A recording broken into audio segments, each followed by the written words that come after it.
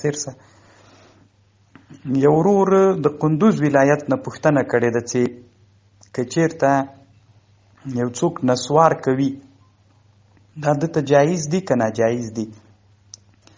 محترمه د تنباکو په اړه باندې یا د سیګرټو په اړه باندې چې د ټولو اصل یو شی ده تقریبا، نو په دې اړه باندې فقها د کراهیت تنزیهي خبره کوي، پخواني متقدمین فقها.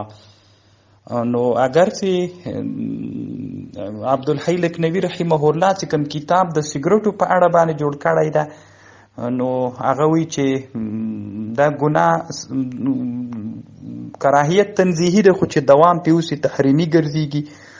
نو ښه خبر دا ده محترمه چې عالم د شان سره خو بیخي نه ده مناسبه، باید مسلمانان ځان ترنه وساتي، باید وی نه کړي وروره. بل خامخا د اول کې فطور راولي، هر مسکر و مفتر حرام ده.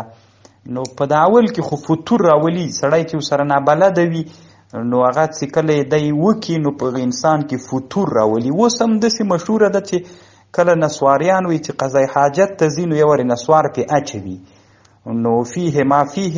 الله دې ښه لره محترم، الله دې جوړ لره کامیاب اوسي.